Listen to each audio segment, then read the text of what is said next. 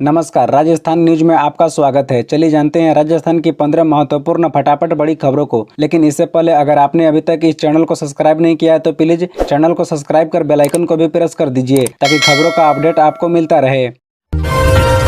मुख्यमंत्री जी की चोटी भी पकड़ ली जाएगी, ईडी रेड पर बोले बीजेपी सांसद। बता दें कि राजस्थान में विधानसभा चुनाव की तारीखों का ऐलान हो चुका है। एक तरफ जहां सभी पार्टियां चुनावी तैयारियों में जुटी हुई है, वहीं सीएम अशोक गहलोत के करीबियों पर प्रवर्तन निदेशालय की छापेमारी जारी है। शुक्रवार सुबह राजस्थान पर जारी इन रेड के चलते राजस्थान का सियासी पारा भी बढ़ने लगा है। बता दें कि राज्यसभा सांसद और राजस्थान में बीजेपी के विधानसभा प्रत्याशी करोड़ीलाल मीणा ने कहा कि ईडी को आरपीएससी चेयरमैन को बुलाना चाहिए, मुख्यमंत्री जी की चोटी भी पकड़ ली जाएगी। साथ ही उन्होंने जोधपुर और डूंगरपुर में हुई ईडी रेड के बाद गणपति प्लाजा के लॉकर्स में करोड़ों का काला धन होने का आरोप लगाया। उन्होंने कहा कि इन लॉकर्स में सोना भी है। बीजेपी ने इस वजह से सांसदों को दिया टिकट, प्रताप सिंह खचरियावास का दावा। बता दें कि राजस्थान में विधानसभा चुनाव के लिए तारीखों का ऐलान हो चुका है। इसी बीच राजनीतिक पार्टियों के नए नए दावपेच देखने को मिल रही हैं। बीजेपी ने राजस्थान में अपने उम्मीदवारों के नाम का ऐलान कर दिया है, वहीं कांग्रेस ने अभी तक अपने पत्ते नहीं खोले हैं। बीजेपी ने प्रदेश में राजस्थान के 41 प्रत्याशियों की लिस्ट जारी कर दी है। पार्टी ने इस लिस्ट में 7 सांसदों को जगह दी है। सांसदों को टिकट मिलने के बाद से बयानबाजी शुरू हो गई है। इसी बीच अशोक गहलोत सरकार में मंत्री प्रताप सिंह खचरियावास ने भी इस मुद्दे पर अपनी बात रखी है। खचरियावास ने कहा कि यह बीजेपी का आंतरिक मामला है। अगर वे अपने सांसदों को चुनाव लड़ाना चाहते हैं तो उन्हें लड़ने दे, क्योंकि वे ऐसा नहीं करते हैं। उन्हें अपने विधायकों पर भरोसा है। वे उन सांसदों के भरोसे चुनाव लड़ना चाहते हैं जो असफल हो चुके हैं और उन्हें जनता टॉर्च लेकर ढूंढ रही है।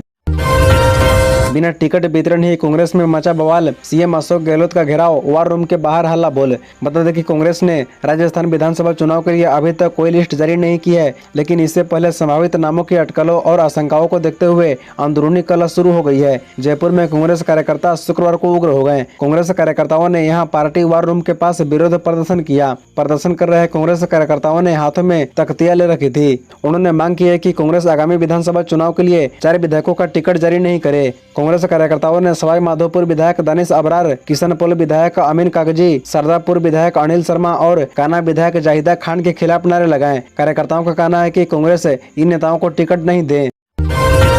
प्रियंका गांधी फिर करेगी चुनावी कैंपेन, 20 अक्टूबर को दौसा के सिकराय में होगा आगाज। इन 13 जिलों पर रहेगी नजर। बता दें कि राजस्थान में 23 नवंबर को होने वाले विधानसभा चुनाव को लेकर कांग्रेस के केंद्रीय नेताओं की सक्रियता तेज हो गई है। इसको लेकर कांग्रेस की महासचिव प्रियंका गांधी एक बार फिर राजस्थान में अपने चुनावी कैंपेन शुरू करने वाली है। इसके माध्यम से प्रियंका राजस्थान में कांग्रेस के लिए माहौल को मजबूत करने का प्रयास करेगी। प्रियंका गांधी 20 अक्टूबर को दौसा जिले के सिकराय उपखंड मुख्यालय पर अपनी चुनावी सभा को संबोधित करेगी। इसके लिए कांग्रेस ने व्यापक स्तर पर तैयारियां शुरू कर दी है। बता दें कि आगामी विधानसभा चुनाव को लेकर बीजेपी के केंद्रीय नेताओं की लगातार सक्रियता के बाद कांग्रेस भी अलर्ट हो चुकी है। हालांकि कांग्रेस अपनी पहली उम्मीदवार की लिस्ट जारी नहीं कर पाई, लेकिन अपने चुनावी कैंपेन को लेकर 20 अक्टूबर को प्रियंका गांधी सिकराय में चुनाव सभा करेगी।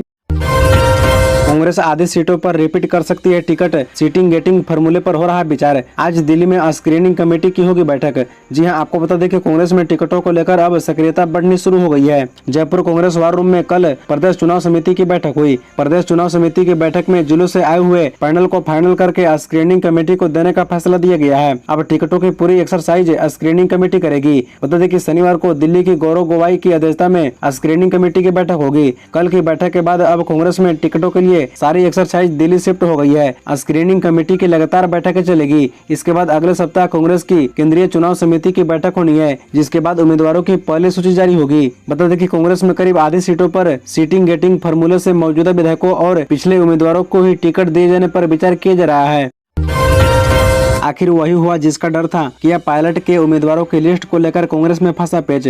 बता दें कि राजस्थान में बीजेपी ने अपने उम्मीदवारों की पहली लिस्ट जारी कर दी है। कांग्रेस भी अक्टूबर के पहले सप्ताह तक अपनी लिस्ट जारी करने का दावा कर रही थी, लेकिन अभी तक ऐसा नहीं हुआ। कांग्रेस अपने उम्मीदवारों की पहली लिस्ट जारी नहीं कर पाई है। इस दौरान तारीखों पर तारीख बढ़ती जा रही है। इससे साफ नहीं हो रहा है कि कांग्रेस कब तक अपनी लिस्ट जारी करेगी। इधर कांग्रेस बड़े स्तर पर विधायकों और मंत्रियों के टिकट काटने की जुगत में लगी हुई है। इसी बीच सचिन पायलट ने केसी वेणुगोपाल के साथ दिल्ली में मुलाकात की।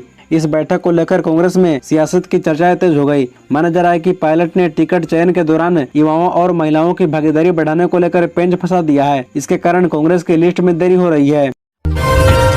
गहलोत बोले, कर्नल केसरी सिंह को आरपीएससी मेंबर बनाना दुर्भाग्यपूर्ण घटना। उनको वापस बुलाकर बातचीत का प्रयास किया लेकिन वो नहीं आ रहे। बता दें कि आचार संहिता लगने से ठीक पहले राजस्थान लोक सेवा आयोग मेंबर बनाए गए कर्नल केसरी सिंह के पुराने बयानों पर जारी विवाद के बाद अब सीएम अशोक गहलोत के बयान ने नई चर्चा छेड़ दी है। गहलोत ने शुक्रवार को जयपुर में कहा, हमने तो आर्मी का बैकग्राउंड देखकर कर्नल केसरी सिंह को आरपीएससी का मेंबर बनाया था, लेकिन उनके पुराने बयान देखकर मुझे बहुत दुख हुआ। यह दुर्भाग्यपूर्ण घटना हो गई और मेरे से हुई। मैंने ही आर्मी के बैकग्राउंड को देखते हुए बनाया। हमारा लालच भी था कि हमारी मकरना की सीट खराब क्यों हो।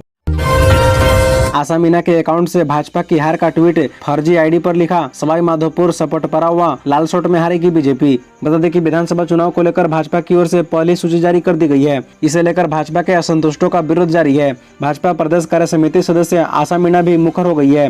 भाजपा नेत्री ने ट्वीट कर पार्टी के खिलाफ मोर्चा खोल दिया है। हालांकि बाद में आशा मीना ने कहा कि किसी ने मेरे नाम से फर्जी अकाउंट बना रखा है, यह मेरा ट्विटर अकाउंट नहीं है। बता दें कि आशा मीना पिछले विधानसभा चुनाव में भाजपा की प्रत्याशी रही थी। आशा मीना कांग्रेस प्रत्याशी दानिश अबरार से करीब 25,000 वोटों से चुनाव हार गई थी। चुनाव हारने के बाद आशा मीना पिछले 5 साल लगातार विधानसभा क्षेत्र में सक्रिय रही थी, लेकिन भाजपा ने आशा मीना को दरकिनार कर डॉक्टर करोड़ीलाल मीणा पर दांव खेला है। अब आशा मीना विधानसभा क्षेत्र में लगातार दौरे कर खुद के लिए समर्थन जुटा रही है। विधानसभा चुनाव में उनका टिकट कटने से सहानुभूति भी है। बहरहाल यह तो आने वाला समय ही बताएगा कि भाजपा नेत्री इस सहानुभूति को कितना भुना पाती है, लेकिन फिलहाल सवाई माधोपुर से भाजपा की मुश्किल बढ़ सकती है। इसी तरह रोजाना खबरों से अपडेट रहने के लिए इस चैनल को सब्सक्राइब कर बेल आइकन को भी प्रेस कर दीजिए। धन्यवाद।